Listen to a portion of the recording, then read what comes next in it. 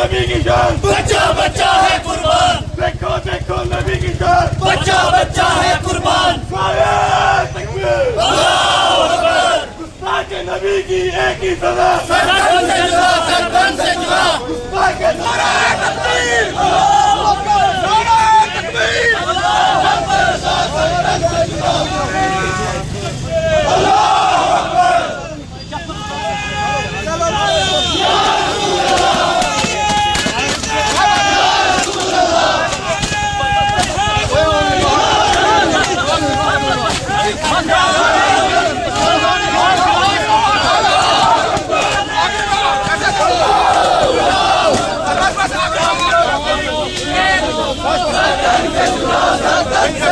हम गुलाम, हम गुलाम, हम मोहम्मद के गुलाम, हम गुलाम, हम गुलाम, हम मोहम्मद के गुलाम। नारे तकबीर, अल्लाहू अकबर। नारे तकबीर,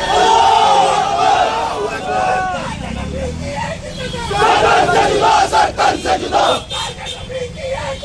सरकन से जुदा, सरकन से जुदा। बिस्मिल्लाहिर्रहमानिर्रहीम। सिर्फ एक शख्स की वजह से पूरे हिंदुस्तान में आग लगा दी गई है। हमें ये बात कभी भी समझ में नहीं आ रही है कि आए दिन कभी कोई इस कोने से उठता है, कभी कोई उस कोने से उठता है और जनाब नबी अकरम सल्लल्लाहु अलैहि वसल्लम की ज़ात गिरामी के ऊपर बदनुमा बकवास करता है, नाउज़ुबिल्लाहि मिन ज़ालिक, जो कि किसी को भी नहीं करना चाहिए। इस करतूत की वजह से, इस काम की वजह से पूरा मुल्क और पूरे मुल्क के मुसलमानों को ज़बरदस्त तकलीफ पहुंची है। पहले भी इस शख्स ने कुछ अर्सा पहले इस किस्म की बदकलामी की और उसके साथ जो है कुछ भी सरकार ने नहीं किया, पूरे मुसलमानों को ठेस पहुंची। आज दोबारा वो शख्स उठता है और दोबारा वो ऐसे बदतमीज अल्फाज जो है वो इस्तेमाल करता है कि जिसकी वजह से हम इस बात को बर्दाश्त नहीं कर सकते। मुसलमान इस बात को हरगिज़ बर्दाश्त नहीं कर सकता।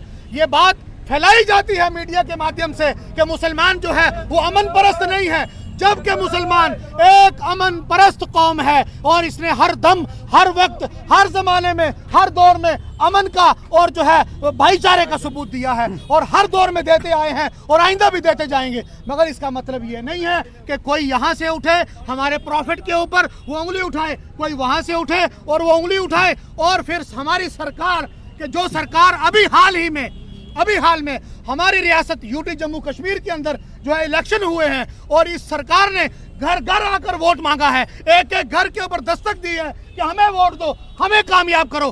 भाई हमें जवाब चाहिए कि तुम्हें कामयाब हम किस मकसद के लिए करवाएं, इन्हीं ऐसे दिन देखने के लिए, ये चीजें देखने के लिए कि हमारे ऊपर इस किस्म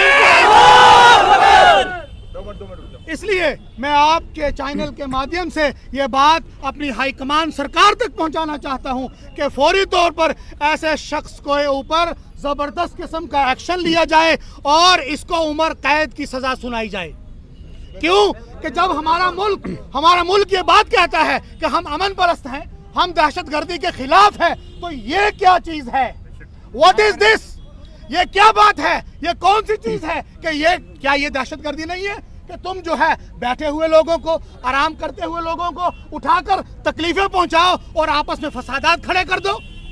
कौन सा अमन है वो? अमन हमें बताया जाए, अमन किसको कहा जाता है? भाईचारा मुसलमानों ने सिखाया है, तुमने क्या सिखाया? बताओ वो कहाँ है?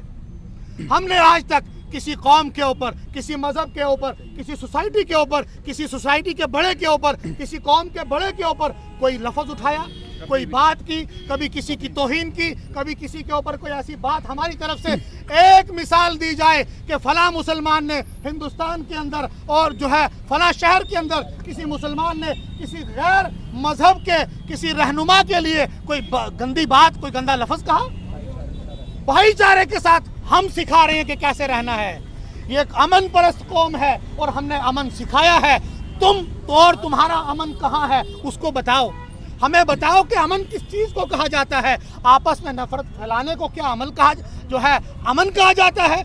ये अमन नहीं है। तो लिहाजा मैं आपके चैनलों के माध्यम से ये सरकार तक, बल्कि हमारे जो हिंदुस्तान के जो प्राइम मिनिस्टर हैं मिस्टर नरेंद्र मोदी साहब, उन तक इस बात को पहुंचाते हैं और ये इस चीज़ की उम्मीद के साथ, इस बात की उम्मीद के साथ कि फौरी तौर पर इस पर एक्शन लिया जाएगा।